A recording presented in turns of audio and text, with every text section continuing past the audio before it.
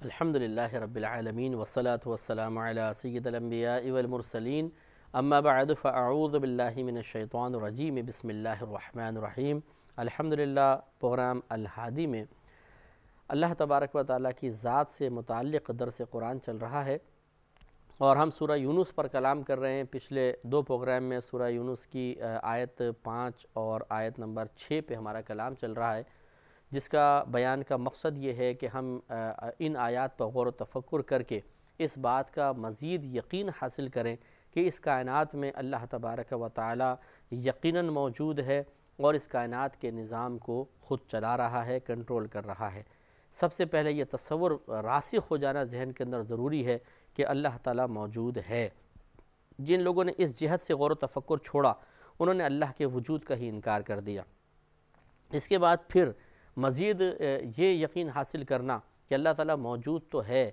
تو کیا موجود ہو کے آرام سے بیٹھا ہوا ہے یا ہمہ وقت پوری کائنات کی طرف متوجہ ہو کے اس کے نظام کو بھی چلا رہا ہے، اس پر بھی پھر دلائل قائم ہوتے ہیں۔ یقیناً ہمارا عقیدہ یہی ہے کہ نہ صرف اللہ تعالیٰ کائنات میں موجود ہے بلکہ ہمہ وقت ہر مخلوق پر توجہ کر کے اور اس کائنات کے نظام کو چلا رہا ہے۔ اس پہ دلیل یہی آیت جو ہم بار بار آپ کی خدمت میں عرض کر رہے ہیں کہ اللہ تعالیٰ نے ہمیں رات اور دن کے اختلاف میں غور و تفکر کی دعوت دی ہے اور بیان فرمایا کہ اس میں نشانیاں ہیں اس قوم کے لیے جو تقوی اور پرہیزگاری رکھتی ہے۔ پچھلے پروگرام میں بھی ہم نے تھوڑا سا نشاندہی کی کوشش کی تھی کہ صرف نماز پڑھ لینا کافی نہیں ہے، روزہ رکھ لینا، حج کرنا، زکوٰۃ دینا، صدقہ خیرات کرنا، یہ بھی بہت بڑی عبادات ہیں، لیکن عبادت کے اس پہلو کو آپ نے اگر نظر انداز کیا ہوا ہے تو یہ بہت ہی بڑی نادانی تھی۔ اب اس نادانی کو ختم ہونا چاہیے کہ اپنی اطراف میں چیزوں پر غور و تفکر کر کے اس سے اللہ کے وجود پر دلیل قائم کرنا اور پھر ان کی حیرت انگیز تقسیم، حیرت انگیز نظام پر غور و تفکر کر کے اللہ تبارک و تعالیٰ کی اپنے قلب میں عظمت کو بڑھانا، اس کی قدرت کا مزید یقین حاصل کرنا، یہ بھی بہت بڑی عبادت ہے۔ اس میں بہت ثواب ہے، بلکہ یاد رکھیں کہ نوافل سے بڑھ کر ثواب ہے۔ آپ نفل نماز چھوڑ دیں اور آپ غور و تفکر کر کے اللہ تعالیٰ کی عظمت کا یقین حاصل کریں، اس میں زیادہ ثواب ہے۔ وجہ اس کی یہ ہے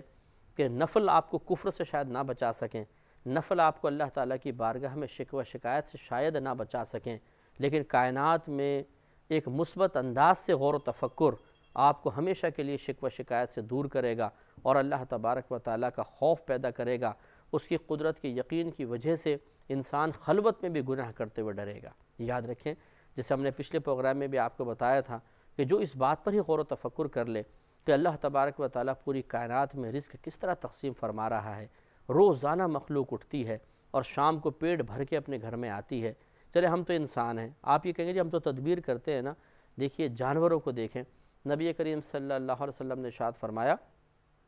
کہ اگر تم اللہ تبارک و تعالیٰ پر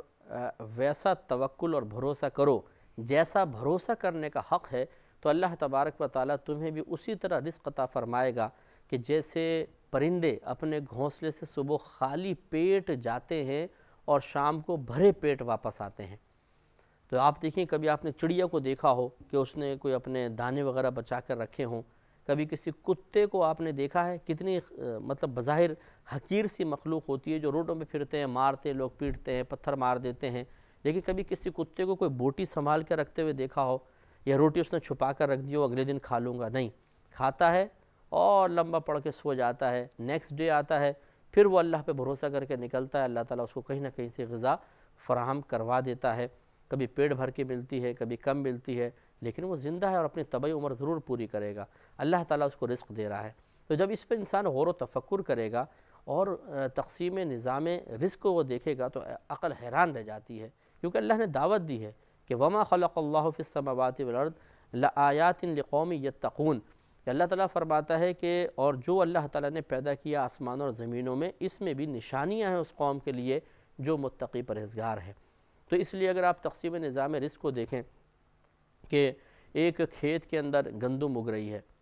پھر وہ گندم آتی ہے مارکیٹ، وہاں سے کٹتی ہے، بوریوں میں بھری جاتی ہے، مارکیٹ میں آتی ہے، وہاں سے آپ کی دکانوں پہ پہنچتی ہے، وہاں سے آپ لے کے گھر پر آتے ہیں۔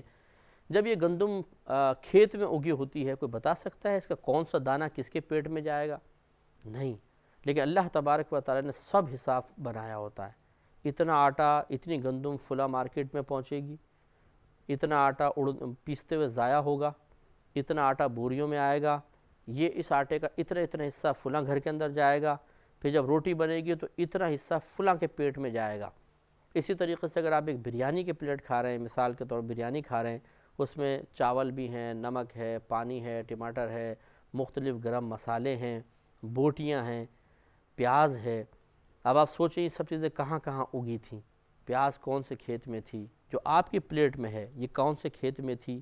ٹماٹر کہاں تھا؟ مرچیں کہاں تھیں؟ نمک کہاں تھا؟ گرم مسالہ کہاں تھا؟ یہ گوشت اگر مرغی کا ہے تو یہ مرغی کس پولٹری فارم کی تھی؟ لیکن اللہ تبارک و تعالیٰ نے اس پلیٹ میں مجتمع ہونے والی غذا جو مختلف جگہ تھی، اس تمام غذا کا حساب بنایا ہوا تھا۔ کہاں سے چیزیں چلیں، سمٹتی سمٹتی سمٹتی سمٹتی سمٹتی آپ کی پلیٹ میں آ گئیں۔ جب انسان اس پہ غور و تفکر کرے گا تو عقل حیران رہ جاتی ہے، کتنا زبردست نظام ہے، کیسی زبردست کیلکولیشن ہے، کیسی زبردست اللہ تبارک و تعالیٰ کی تقسیم ہے۔ تو جب ان پہ غور و تفکر کرے گا تو اس بے وقوف کی بے وقوفی دور ہوگی کہ جو چھوٹی چھوٹی چیزوں کے نہ ملنے پر شکوہ کر بیٹھتا ہے اور سمجھتا ہے کہ اللہ تعالیٰ معاذ اللہ شاید ظالم ہو گیا ہے، اللہ تعالیٰ ہمیں بھول گیا ہے۔ کیسے وہ ایسا ہو سکتا ہے جو پوری کائنات کے اندر ہم وقت غذا تقسیم فرماتے ہوئے نہیں تھک رہا ہے، اس کے خزانوں میں کوئی کمی نہیں آ رہی ہے، وہ کسی کو بھول نہیں رہا ہے، تو آپ بتائیے وہ آپ کو بھول کے کیا کرے گا؟ اس کا مطلب یہ آزمائش ہے، اللہ کی طرف سے ایک امتحان ہے، اس پہ پورا اتریں، بدگمان ہونے کی حاجت نہیں ہوتی ہے۔ میرا رہنما کوئی اور ہے۔ اسی طریقے سے آپ غور و تفکر کریں کہ اللہ تبارک و تعالیٰ نے اس کائنات میں کتنی چیزیں پیدا فرمائیں۔ اللہ نے تو سب چیزوں پر فرمایا کہ جو آسمانوں اور زمینوں میں اللہ نے چیزیں پیدا کی ان پہ غور و تفکر کرو، تو پوری کائنات میں بہت ہی ہمارے لیے تفکر اور تدبر کا سامان ہے۔ مثال کے طور پہ اس جہت سے بھی آپ دیکھ لیں کہ اس سے بھی انسان بہت زیادہ مطمئن ہوتا ہے کہ اللہ تعالیٰ جس طرح اپنے دوستوں کو عطا فرماتا ہے وہ دشمنوں کو بھی فراموش نہیں کرتا ہے۔ جو اس کو نہیں مانتے ہیں، اس کے وجود کو تسلیم نہیں کر رہے ہیں، جو اس کے ساتھ کسی کو شریک ٹھہرا رہے ہیں، اللہ تعالیٰ انہیں عزتیں بھی دے رہا ہے، انہیں شہرت بھی دیتا ہے، انہیں پیسہ بھی دیتا ہے، انہیں نعمتیں بھی دے رہا ہے۔ یعنی ان کی برے اعمال و افعال یا برے عقائد کی وجہ سے اللہ تعالیٰ ان پر اپنے کرم کے سلسلے کو روکتا نہیں ہے، انعامات انہیں بھی عطا فرما رہا ہے۔ تو ایک مسلمان کو سوچنا چاہیے کہ آپ مسلمان ہیں، سرکار صلی اللہ علیہ وسلم کے امتی ہیں، اللہ کو ماننے والے ہیں، جب اللہ تعالیٰ اپنے دشمن کو دے رہا ہے، آپ کو دینے میں اللہ تعالیٰ کے خزانے میں کون سی کمی آ جائے گی؟ تو کیوں بدگمان ہوتے ہیں؟ اس کا مطلب ہے کہ یہ امتحان ہے۔ تو یہ تفکر کا فائدہ ہوتا ہے کہ جب انسان کائنات میں غور و تفکر کرتا ہے تو ایک مثبت نتیجے تک پہنچتا ہے، صحیح سوچ تک پہنچتا ہے، اور شیطان جو اس کو بہکا کر غلط روش کی طرف لے جا رہا ہوتا ہے اس پہ بریک لگ جاتی ہے اور وہ کہتا ہے کہ نہیں، میرا رب کریم جو پوری کائنات کے نظام پر ہم وقت توجہ کیے ہوئے ہے، کیونکہ جہاں سے توجہ ہٹے گی چیز خراب ہو جائے گی۔ یہ کہ یہ اگر سیاروں کی گردش ہی آپ دیکھ لیجئے، اگر اس پہ کنٹرول ختم کر دیا جائے اور یہ بروز قیامت ایسا ہوگا کہ سب کو اللہ تعالیٰ چھوڑ دے گا تو یہ آپس میں ٹکرائیں گے اور قیامت قائم ہو جائے گی۔ لیکن کیسے ایک نظام چل رہا ہے، تو جو پوری کائنات کا نظام چلا رہا ہے، اور اتنی بڑی کائنات، اگر آپ اپنی گلیکسی کے اوپر ہی توجہ کر لیں، لاکھوں میل کا فاصلہ ہے، لاکھوں میل کا، اتنے نہیں۔ ایک جو ابھی سیارہ نیا دریافت ہوا ہے وہ تقریباً ایک ڈاکومنٹری میں دیکھ رہا تھا، اس میں بتا رہے تھے 23 لاکھ سال دور ہے۔ 23 لاکھ سال، کتنی بڑی کائنات ہے جو ہمیں آسمان ایک بظاہر چھوٹا سا نظر آتا ہے، یہ ہماری جو گلیکسی ہے وہ اتنی بڑی ہے کہ ہم ابھی تک اس کی مکمل معرفت حاصل نہیں کر پائے ہیں۔ وہ رب کریم جب پوری اس کو کنٹرول کر رہا ہے، پوری دنیا کو کنٹرول کر رہا ہے، تو بھائی ایک آپ کیسے نگاہوں سے غافل ہو جائیں گے، اوجھل ہو جائیں گے؟ آپ خود سوچئے، اللہ تبارک و تعالیٰ آپ کو کیسے بھول سکتا ہے؟ آپ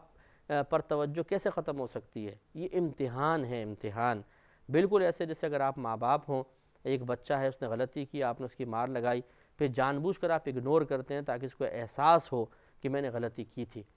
آپ قریب سے گزر جاتے ہیں، بچہ توقع کرتا ہے شاید ابھی مجھے بلائیں گے، پیار کریں گے، تو وہ حرکتیں کرتا ہے تاکہ آپ کی نگاہوں میں آئے، کبھی سامنے سے نکل جائے گا، کبھی چیز کو پھینکے گا، لیکن آپ پھر بھی توجہ نہیں کرتے تو اس بچے کے دل میں آتا ہے پتہ نہیں مجھے دیکھ کیوں نہیں رہے، پتہ نہیں میری طرف متوجہ کیوں نہیں ہو رہے. وہ یہی سمجھتا ہے کہ شاید آپ اس کو دیکھ نہیں رہے ہیں, آپ اس کی طرف توجہ نہیں کر رہے ہیں, آپ کو اس کی موجودگی کا کوئی بھی احساس نہیں ہے. لیکن آپ کو تو پتہ ہے کہ میں جان بوجھ کے ایسا کر رہا ہوں. تو بلا تمثیل اسی طرح کا معاملہ اللہ تبارک و تعالیٰ کی جانب سے ہوتا ہے کہ وہ ہمیں دیکھ بھی رہا ہے, وہ ہمارے احساس و جذبات پر واقف بھی ہے, وہ ہماری تنگ دستی کو بھی ملاحظہ فرما رہا ہے, لیکن اس کی طرف سے آزمائش ہوتی ہے, امتحان ہوتا ہے. تو اس کائنات کے نظام پر غور و تفکر کرنے کے بعد پھر آپ بہت اچھے انداز سے اللہ تبارک و تعالیٰ کی عظمت کا یقین بھی حاصل کر سکتے ہیں, اور جتنا یہ عظمت کا یقین حاصل ہوتا رہے گا انشاءاللہ ہم اتنے ہی گناہوں سے بھی بچیں گے, شکوہ شکایت سے بھی بچیں گے. اسی طریقے سے میں ایک اور چیز پر تفکر کی آپ کو دعوت دیتا ہوں, کیونکہ اللہ نے فرمایا کہ جو کچھ اس نے آسمان اور زمین میں پیدا کیا اس میں نشانیاں ہیں اس قوم کے لیے جو متقی پرہیزگار ہے. تو خصوصاً صوفی حضرات سے میری گزارش ہے جو تبلیغ دین کا فریضہ سر انجام دیتے ہیں, ان سے میری گزارش ہے کہ آپ جب اس کا پریکٹیکل کریں گے تو پھر دوسرے لوگ بھی کریں گے نا. آپ جب اس پہ توجہ کریں گے تو دوسروں کی توجہ بھی اس طرف مبذول کروائیں گے. تو اس لیے آپ بھی تھوڑی سوچئے, غور و تفکر کیجئے کہ ہم ایک غذا کھاتے ہیں, پیٹ میں اتار لیتے ہیں, اس کے بعد ہمارا کام ختم, ہم بالکل بے پرواہ ہو کے اپنے کاموں میں لگ جاتے ہیں. لیکن آپ دیکھیے کہ اللہ تبارک و تعالیٰ نے ہمارے جسم میں کیسی ایک فیکٹری قائم کی ہوئی ہے جو فوراً اپنا ورک شروع کر دیتی ہے, اور اس میں ایسا لگتا ہے کہ جیسے بہت سارے مزدور پیدا کیے ہیں اور ایک بڑا کارخانہ ہے جس کے مختلف شعبے ہیں. ایک شعبہ بال بنائے گا, دوسرا شعبہ ناخن بنائے گا, تیسرا شعبہ اگر زخم وغیرہ لگ جائے تو دوبارہ کھال پیدا کرنے پر مامور ہے, ایک اس غذا سے خون بنائے گا, ایک چربی بنائے گا, ایک ناقص غذا کو الگ خانے میں بھیج دے گا, وہ باہر گندگی نکل جائے گی. آپ غور کریں کہ اندر کس طریقے سے ایک ہی غذا سے مختلف چیزیں بن رہی ہوتی ہیں. چلیں آپ تو بڑے, ہم چھوٹے سے لیتے ہیں, چھوٹا بچہ غذا کھاتا ہے, اس بچے کی انگلیاں بھی بڑھ رہی ہیں, پیر بھی بڑھ رہے ہیں, بال بڑھ رہے ہیں, آنکھیں چھوٹی ہیں اس کا میٹیریل بڑا ہو رہا ہے, دانت نکل رہے ہیں, بال بن رہے ہیں. کیا اللہ تعالیٰ کا نظام ہے, سبحان اللہ, قربان جائیے کہ اتنی زبردست ایک ہی غذا سے اتنی ساری چیزیں تیار ہو رہی ہیں. ناخن کاٹو کوئی درد نہیں ہوتا, بال کاٹیں کوئی درد نہیں ہوتا, کھال کاٹ دیں, انگلی کاٹ دیں, او ہو قیامت سے آ جاتی ہے. کیسا اللہ تعالیٰ نے چیز پیدا فرمائی, بڑھ رہی ہے جان نہیں رکھی, ایک چیز میں بڑھ بھی رہی ہے جان بھی رکھ دی, کاٹ دو تو درد ہوتا ہے. تو یہ کیا ایک ذہین شخص کے لیے, سمجھدار شخص کے لیے اس میں اللہ تبارک و تعالیٰ کی قدرت کی کوئی نشانیاں موجود نہیں ہیں؟ میرا رہنما کوئی اور ہے. اپنے ہاتھ کو دیکھیے کس طریقے سے اللہ تعالیٰ نے پہلے ہڈیاں ان کے جوڑ بنائے, ایک دم ایکوریٹ فٹنگ ہے, اس کے اوپر پھر اللہ تعالیٰ نے گوشت چڑھایا, پھر اس میں رگیں رکھیں, پٹھے رکھے, اس پہ پھر کھال چڑھا دی, گوشت باہر نہیں نکل سکتا, خون باہر نہیں نکل سکتا. کیسا دیکھیں ہاتھ ایسا ایکوریٹ بنائے ہیں چیز پکڑنے کے لیے. جب ہماری کبھی انگلی وغیرہ میں چوٹ لگتی ہے, آپ نے دیکھا ہوگا چھوٹی سی میں لگ جائے گی نا, یہ ہر جگہ ٹکراتی ہے. انہیں ایسا محسوس ہوتا ہے کہ جو جس میں انگلی میں چوٹ لگتی ہے وہ سب سے زیادہ شاید یہی استعمال ہوتی تھی, کیونکہ وہ ہر جگہ لگتی ہے. جب ہاتھ صحیح ہوتا ہے ہمیں احساس نہیں ہوتا ہے. ایک انگلی اگر چوٹ کھا جاتی ہے, وہ رک جاتی ہے, تو ہمیں احساس ہوتا ہے کہ ایک بڑا کار آمد ایک آلہ وہ ہمارے لیے بیکار ہو گیا ہے. پھر احساس ہوتا ہے انگلی کی اہمیت کا. سانس کے اندر آنا جانا دیکھیے, ہمارے پھیپھڑوں کا نظام, گردوں کا نظام, بلڈ کا نظام, اور قلب کا نظام, دل کا نظام, کیسا اللہ تعالیٰ نے بنایا ہے. ہماری آنتیں دیکھیں جتنا مرضی تیز بھاگی ہے, اتنی نرم و نازک ہے, پکڑ کے کھینچے تو شاید ٹوٹ جائیں گی. بالکل نرم و نازک, پتلی سی, چاقو سے کاٹ دیں, قینچی سے کاٹ دیں, بالکل ایک دم کٹ جائے گی. لیکن ہم بھاگتے ہیں, کبھی ایسا ہوتا ہے کہ ہاتھ پھٹ جائے, ایک دوسرے سے علیحدہ ہو کے بکھر جائیں؟ نہیں, وہ اندر ہی ہلتی رہیں گی, لیکن کہ جوڑ نہیں نکلتے ہیں.